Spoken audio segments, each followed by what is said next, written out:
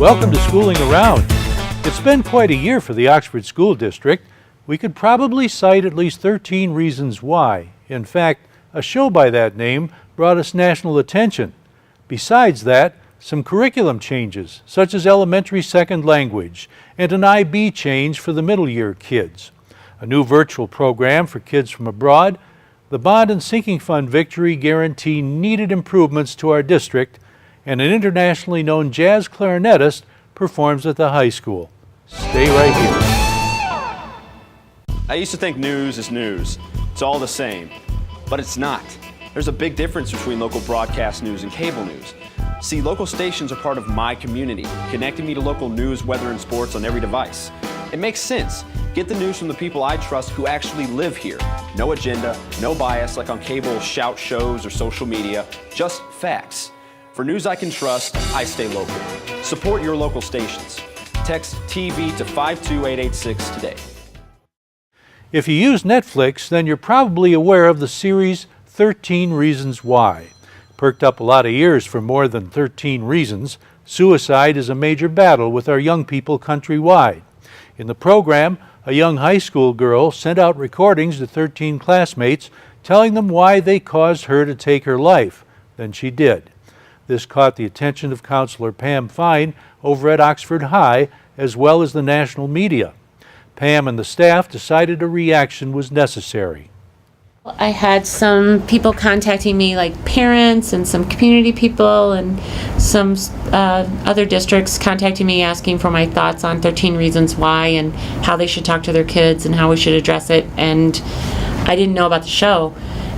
So I decided I needed to educate myself on what the show was. So I went home and I watched the entire Netflix series. And while I was watching it, there were a lot of things that resonated with me as far as from a mental health standpoint and from a suicide prevention standpoint.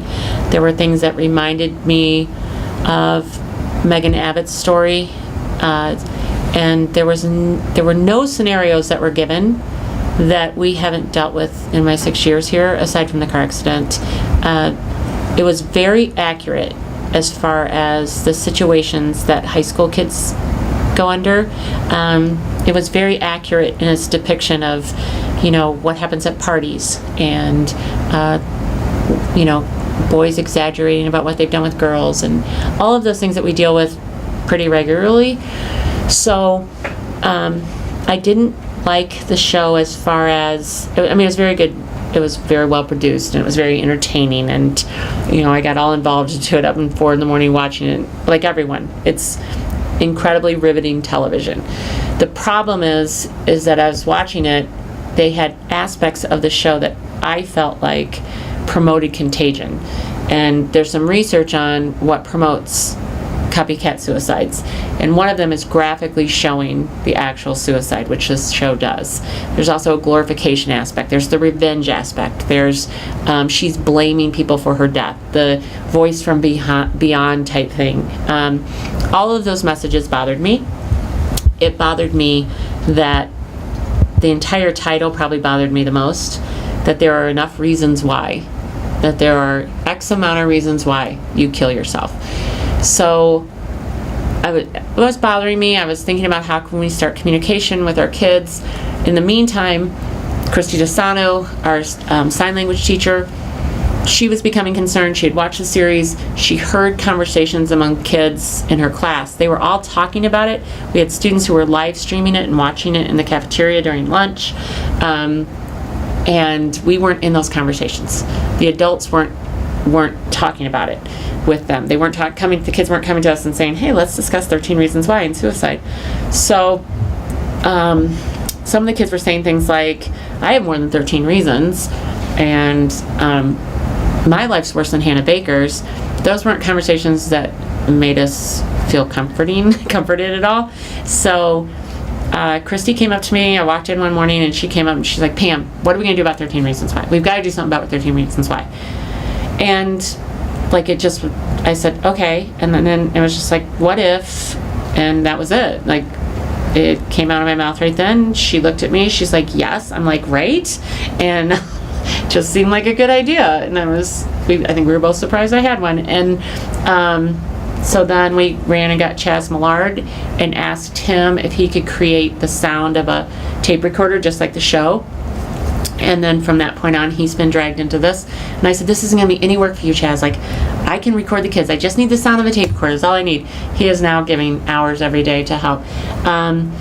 So we went through all the channels. We went through Mr. Dunkley and the APs. And then we called Mr. Throne. Katie Getz and I called Mr. Throne. And then we talked to Denise Sweet. And so once we got approval from everyone, then Katie has a first-hour leadership class that does Bully Busters, and they do the bully prevention program over at the middle school. So I write the lessons, they go teach it. So I have access to Katie's class, and I know that these are kids who are passionate about change. So I thought I'll pitch it to them. And so I went in and I said, hey, I have an idea. Tell me what you think. And the kids immediately were like, yes, yes, yes. And I said, okay, well, it'd have to be secret. You have to keep it secret in this class. And they were like, okay. And I said, if you tell anyone, it's going to be ruined. And they kept it secret for like 2 weeks. They didn't tell, I don't think anyone knew that this was coming. And so I said, okay, so you guys, and I'm just pitching it out to the whole room, there's like 36 kids. You guys, if you want to do a tape, then write your name down, a little bit about your story, and just leave it up here. And we only had like 4 or 5, but I was like, they'll come forward eventually, you know. And so we decided to go ahead with it, and our plan is to tell no one. Todd sent out an email, confidential email to the staff on Friday, said this is the explanation, explained it all, it's going to start Monday morning. And I went to the class and said, who will go first? And Riley Junty raised her hand. She goes, I'll do it. And I said, are you sure? Because let me tell you, the first person is by far the riskiest. I said, I have no idea how social media is going to respond. I have no idea how the kids are going to respond. I have no idea how the parents are going to respond. I think it'll go well. I said, but there's no protection. Like, once it's out to 1,800 kids, there's no protecting you. And she's like, I'm fine. I'm fine. And she was mature, and she's confident, and she's on a mission to prevent suicide. So I said, okay, and I called her dad. We had extensive conversation about, look, this could end up being on YouTube, this could end up going, and I didn't think it would go to this level, I really didn't, but I knew that there could be media attached to it, and he was like, that's fine. So we decided to build up social media because I was worried about her. So I had it built up where at least when she talked, when she was done on Monday morning, there would be at least 36 kids in the class, like, make sure you tweet out Riley, wait, this is great, way to go Riley, so brave. And then we got Kate Abdu, who is a Fox Sports reporter. She has like 135,000 followers on Twitter. She was already set up ahead of time. She had listened to Riley's tape and she was ready with her tweet. So she tweeted out Riley on Monday morning. And actually, like, it went much better than I anticipated. There were parents who got the wrong message because we hadn't told parents, and we did that on purpose, and that made some people upset, which I understand. But this is about suicide prevention, and this is about saving lives, and this program has the components in it. Like, every single day at the end, each student gives an anti-suicide message. We have 800 numbers for Common Ground up. We have awareness boards in the hallways on mental health. We have teachers having conversations with their kids during the day, every day, for 13 days. The room is silent. And then we have conversation, and the number one way to prevent suicide is to talk about it. So every aspect of this program is not promoting contagion. It's the exact opposite of what the show is doing. It's saying there is no reason why. There's not one reason why. There's not 13 reasons why. There's not a million reasons why. Just about every national news organization noticed this, and that there's a heck of a lot more than 13 reasons why not.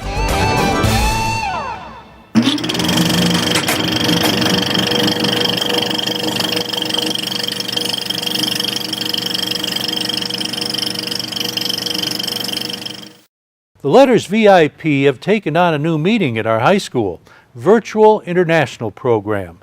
It's a new program allowing international kids to start at Oxford from their home country to get a taste of learning here and perhaps better prepare to actually study here later.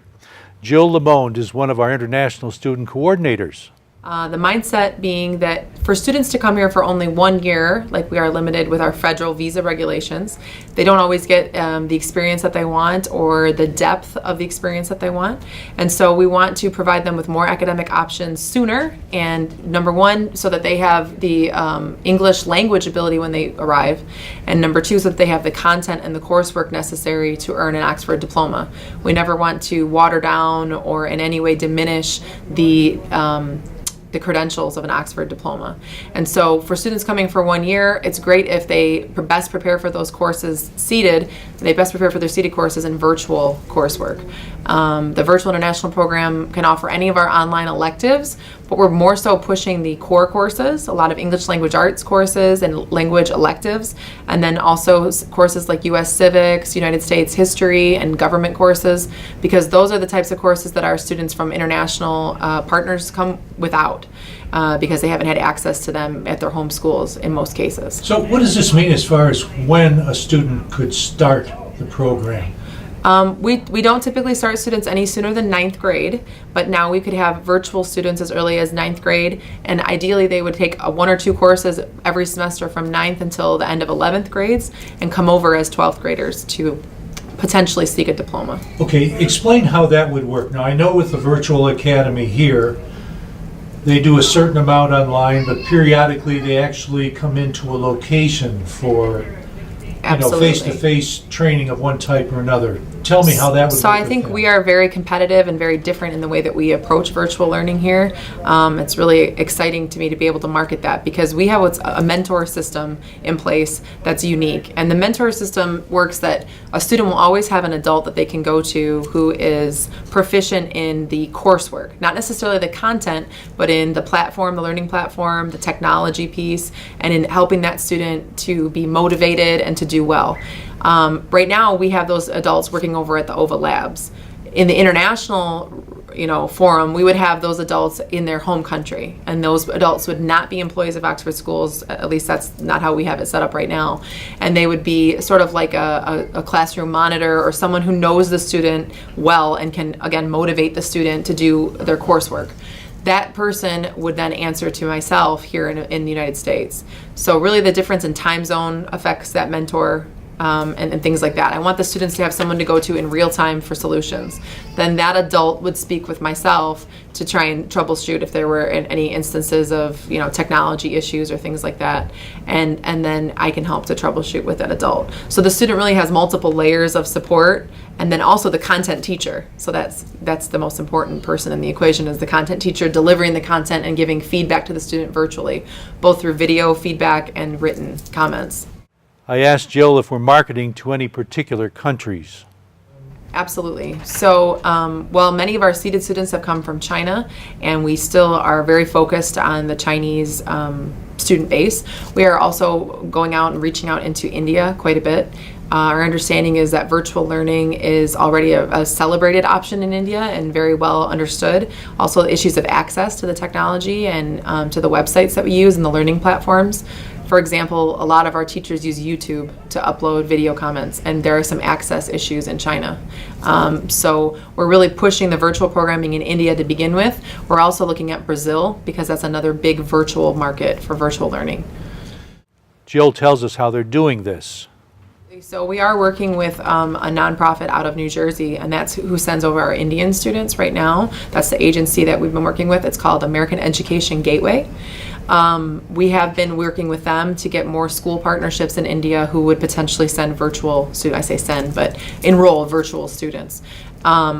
We are also working independently as well. We have a few other connections and other means by which we are getting the word out internationally without partnerships. So we've gone both routes with the virtual piece. Do you have a goal in mind as far as numbers are concerned for this year?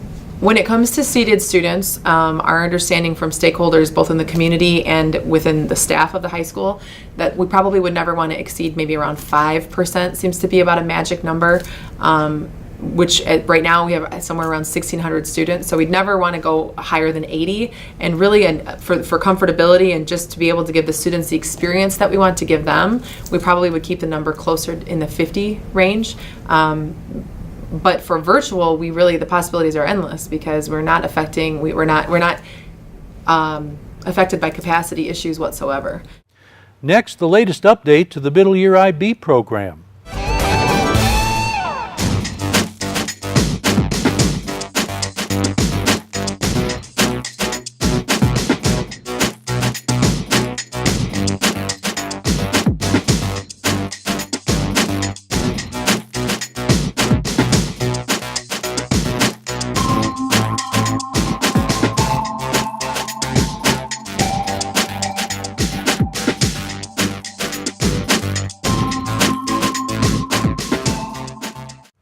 The International Baccalaureate Middle Year program is for kids in grades 6 through 10. In order to be certified in it, kids need to complete something called a personal project. Oxford started offering this as an after-school class a couple of years ago. This year, coordinator Molly Darnell and staff were finally able to offer this as a regular class. She explains. So we do have the MYP Personal Inquiry Project running as a semester-long course right now. During that time, students explore different topics. They start to think about what they like, what interests them, what's important to them and relevant to them. And from that, they then create a statement of inquiry. So what would be a line of inquiry that I would want to explore? Based on that inquiry, they determine some sort of action that they will take. So they go through an investigation stage, a planning stage, an action stage, and then a reflection stage, all within the classroom experience.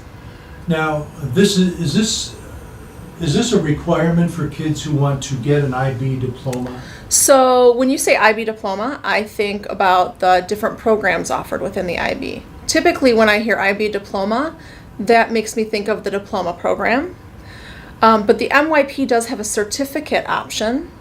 And so at the end of their sophomore year, a student who participates in the required subject area components and does the personal project, it can be eligible for a certificate. Currently, Oxford is exploring what that will look like.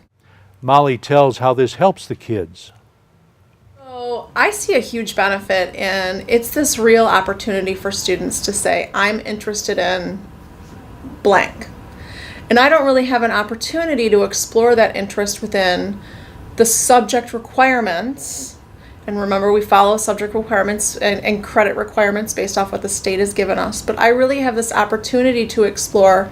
For instance, I have one student looking at expressive therapy right now and the benefits of expressive therapy, and then trying to raise money to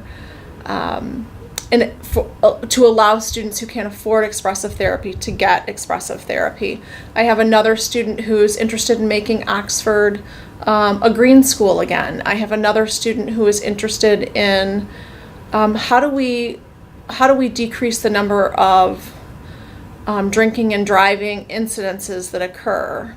So I have another student interested in making her own organic line of cosmetics, or just some who are interested in really fine-tuning some art skills that they have. So it's such a personal piece that could connect them to something later on down the road in their career. It might be a springboard for opening up another avenue that they might not have had that opportunity in the confines of a general ed classroom.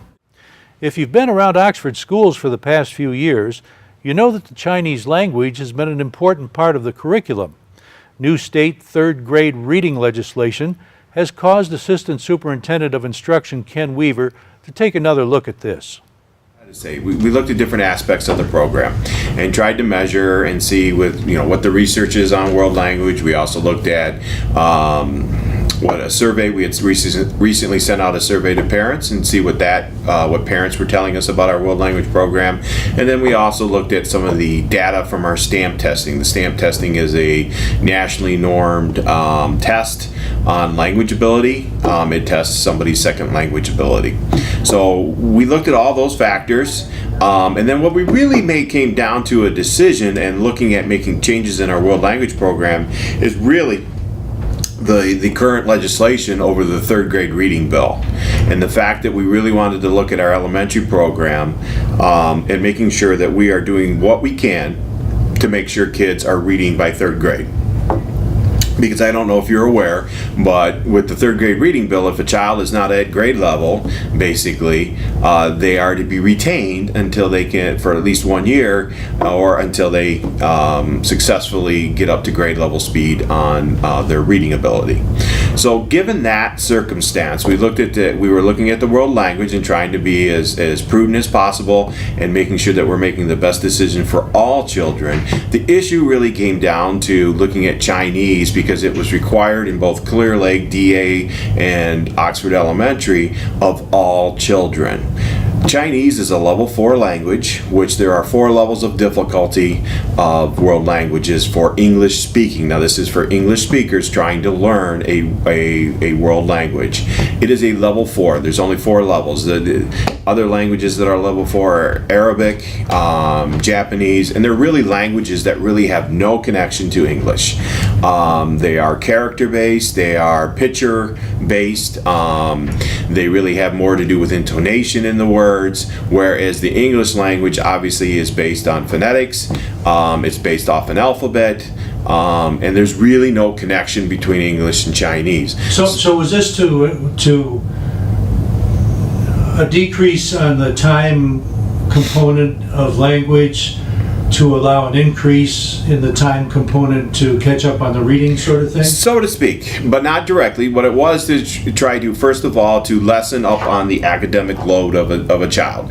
Being a level 4 language, it's much more difficult to learn. Now in K-5, the argument could be made that, okay, they're not really learning characters and so forth, but now you've spent 6 years trying to learn a language that gets extremely difficult, especially in middle school, and we've started to introduce even more characters and trying to read and write in the elementary, but it becomes, you now have a child that has spent the last 5-6 years learning a language that the difficulty really, it becomes very hard for the child. So we really wanted to look at it and see what could we do to lessen that academic strain on our children, and also allow us to be able to intervene with reading.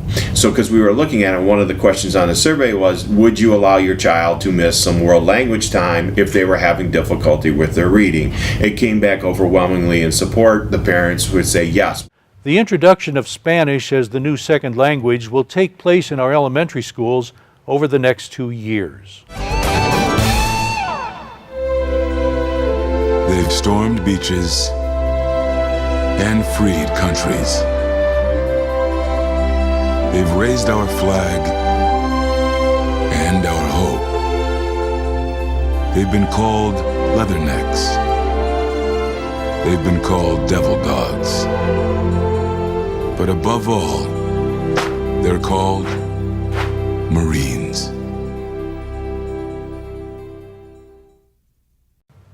Christmas came early to Oxford schools this fall with the passing of the Bond and Sinking Fund. These raised badly needed dollars to repair and update our grounds and buildings and buy some new buses.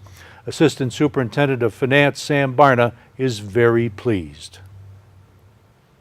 We're very excited, and we're very thankful as well to our voters that just went out and voted on a day where we really thought there was going to be very little participation at the polls.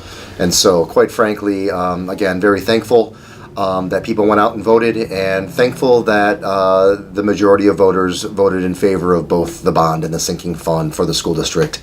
I will reiterate, these were needs, not wants.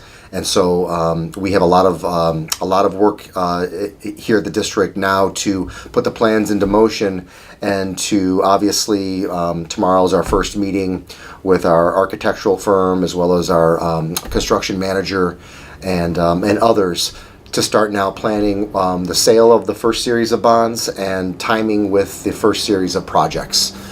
We already went to basically the voters and let them know basically how we're going to time this in terms of which projects will go first and so on and so forth. So now we just have to get together and get that finite detail now that we know that both the bond and sinking fund have passed. Can you So- just give us a general idea of how the projects are going to flow here, what the phases are going to be? Well, phase one, really what I feel initially, without speaking to our financial analyst, which is Umbaugh and Company, without speaking to them yet, I really feel that we're probably going to start selling the first series of bonds, which will be in the neighborhood of $9.2 to $9.4 million, Series 1, probably in the January timeframe. And so, it takes several weeks or months to receive those funds after you have a successful bond sale. And so, I foresee that, with putting out requests for proposals and getting bids on the various projects that we are going to incorporate within that first series, that will probably start construction and or, the improvements probably late spring. And, it's going to be, I know, and we mentioned this to the public, the air conditioning is really what we wanted to start with. Okay. But there will be other things as well. We got a lot of road work to be done. We too. do, and so that's the detail that I want to start and have that conversation tomorrow, the first meeting with our construction manager and architect. If we're going to do the obviously the AC at all the elementary schools, what else can we fit in within that Series 1? Because what you need to do now that we have the formal approval, what we need to do is again meet with our financial analyst to figure out, along with who we select as an underwriter. And there's several firms that are fantastic at offering underwriting services for the bonds. And so once we select that one firm to be our underwriter of the bonds, we'll work with our financial analyst as well to figure out the best timing. And so what we'll do is we'll do that. We'll obviously have our board approve the necessary resolutions to obviously have a sale of bonds for the first series, and then we'll go out to the market. I'll do a conference call with Moody's or S&P, and they'll rate our district and they'll rate the bonds. And we're in very good financial standing, obviously, as a district. We've had fantastic audit results over the past several years. We're strong. We're healthy from a financial standpoint. And so what that means, and we're growing from an FTE standpoint for students. And so that all translates into very favorable interest rates when you go to sell bonds. Investors look at our financial health of the district. They look to see if we're growing, and they look at just birth rates and everything around the area that may be a little bit outside of Oxford for an analysis, whether they want to purchase our bonds or not. And so we're at a very good spot, or we will be at a very good spot when we go to sell these bonds in the first series specifically because of all of those reasons.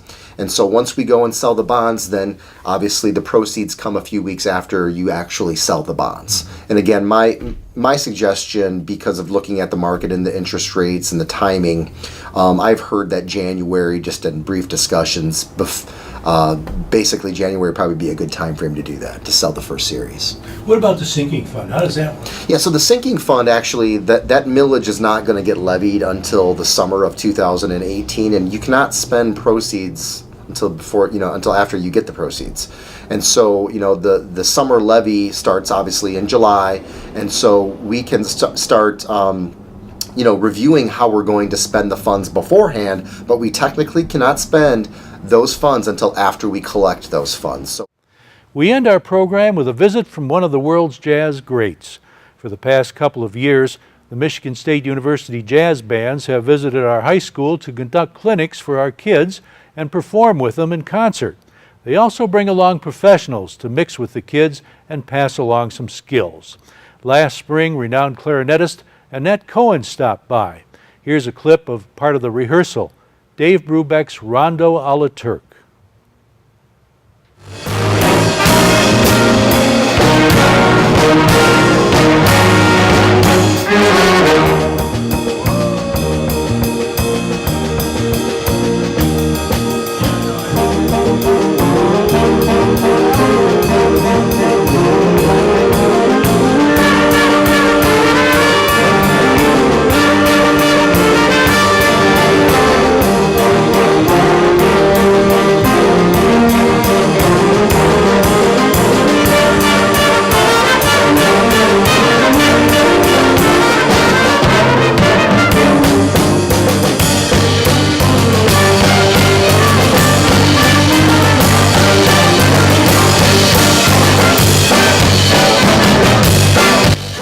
Thanks to Kyle Snage at the controls, Dan Weiss at the editing desk, and you for watching.